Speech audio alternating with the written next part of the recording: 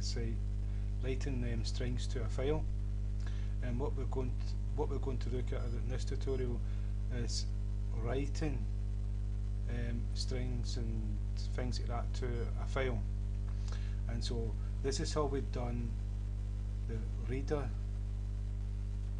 Remember, it's a stream and it's a reader in Java, and the reader is characters and strings and paragraphs, etc. It is what you see. It's not an ASCII code. Is that if you put the letter T to a file, it won't be the ASCII code, the bytes. It will be the letter T. And so what we've done is we've done buffered reader, and we've given it a name. Then we've done new buffered reader. Then inside here we've done new file reader, because we're reading a file, and we've gave it the path and the file. Now, if that file does not exist, then it throws an error, but we know it exists because we created it. And it's the same thing you do for a writer. A reader, you've got a reader which reads information, and you've got a writer.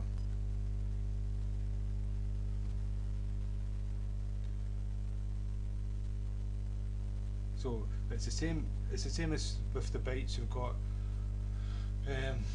got a output stream and an input stream, but this is not streams. This is reader and writer.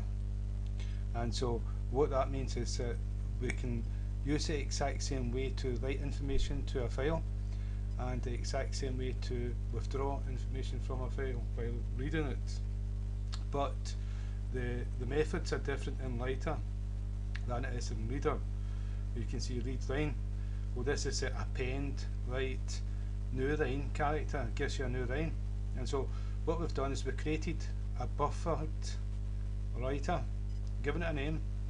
You notice it was buffered reader, and new buffered writer, and new buffered reader. And then it's new inside these is the same because it's a file class, but it's file writer and then it's file reader. So it's the exact same, only difference is one's a reader and one's a writer, and it's the same with a buffer. And so the methods, we've called this one WR and we called that one FR. And so the methods we access is different. That one is read line to read the whole line. And so what we're going to do is we're going to comment this out, because we're not going to use it, we're just going to write information into it, into the file. We know the file exists. I've run the program and that's what we put into it. And so if we run the program, what we're doing is the first time we're going to write YouTube tutorials. Then we're going to append onto that a space, and then we're going to append onto that as hi there all, and then we're going to do two new lines, and then we're going to append. We're going to append, or we could just write after that. We could programming tutorials. And so if we run a program, you see that there's no errors. If we go to the file, we've got to accept the changes, and that's the change. YouTube tutorials hi, that's a space we appended, and that's a hi there all we appended. One line, two lines, and appended it onto the second line in programming tutorials. And if I come back here and if I change this to light,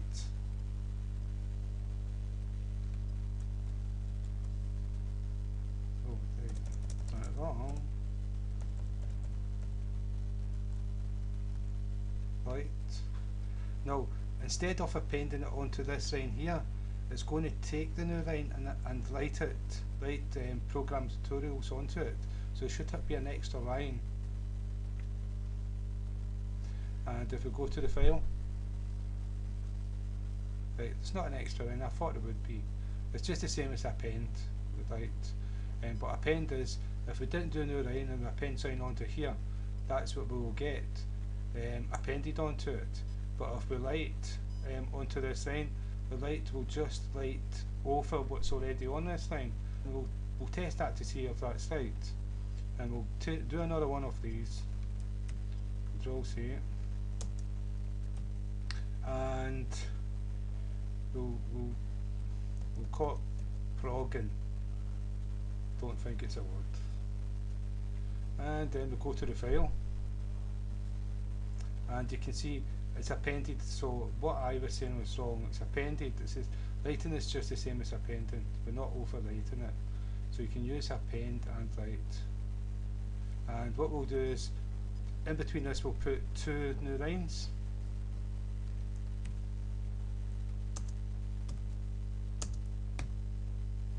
And that will separate those 2 arguments, those 2 strings. And you can see it's not appended anymore. It's been 2 new lines. A new line here 1, and a new line here is 2, and that's why it's only 1 line between it, because the text takes up the second line. And so with this is just like the system print out, though you're writing to file, where you can control where the text goes onto that file. And if you do it in ordered fashion, you can take it off in the same ordered fashion. And so this is when your files become useful. It just becomes an extended piece of memory. You're storing things on your hard drive. You can access anytime you want. It can be like scores for games and different things like that. It could be the user's name, the highest score name, and their score, and you read it. You'll say, well, the first string is the person's name, and the second string is the highest score. And you just first you'll copy, you'll read off the name, and then you'll read off the highest score. And when someone gets a score it's higher, you'll test to see if the highest score is less than the new score, and if it is, then you'll write the new person as the highest score, and you'll put that the first person as second place, third place, fourth place, etc.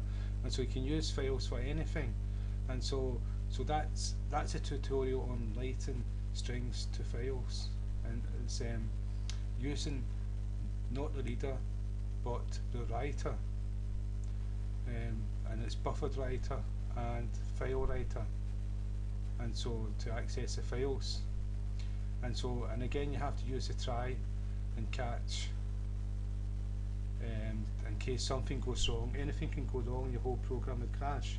And so what it is you've got this code, and somebody says, oh, well, we can't use that because if an error happens, the whole program's going to crash, and that's no good for the customers. And somebody says, oh, just try it, just go and try it, and say, no, we can't do that, because the chances of it breaking down in the program's no good to the user. And so you're limited in the sort of things you can do with your program, because an error can happen, but you've got to be prepared for it, to overcome it. And so someone says, oh, it's alright, do it, and we can catch it, and then we can change the code. And so that's what they do, is they put the code in that there could be a problem with. It could throw an error. For example, if the file wasn't there, then it would be trying to read a file that doesn't exist, and it would throw an error, the whole program would crash. So they put it, we know that they put a group of code inside braces. That's the start brace up there, and this is the stop brace up here. That's all a group of code. This is put inside braces with the try keyword. So it's going to try anything in here, and if an error happens anywhere in here, it stops. Instead of crashing the whole program, it jumps to the catch statement. And in the catch statement we said IO exception, that's the kind of exception that's going to be thrown. And we could call this anything. We could call this, normally it's called E, because you can call it what you want, E. And E is going to be passed to here, and this code is going to be executed. Now we can actually print out E to find out what E is, right?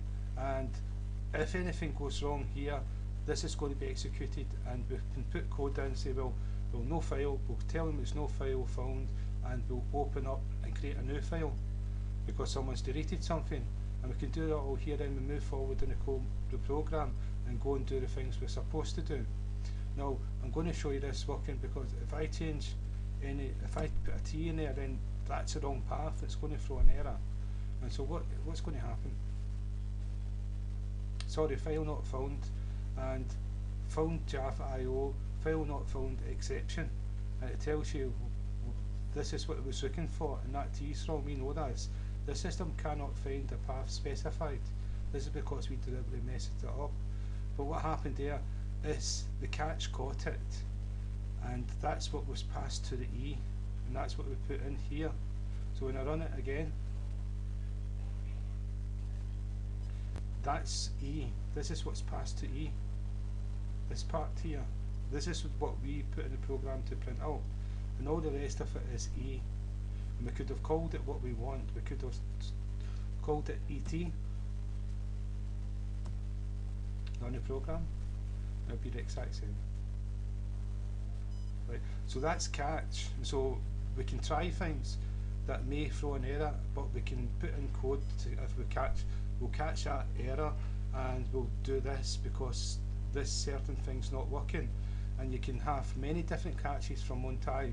So you can say the file might not be right, the file might be like protected, private, and the attributes don't give you access to it. So you'll have another catch to overcome this. And so we're going to go into try and catch, but not now, but just explain it now, just as we're using it. And so that's us done the writer for files, FileWriter.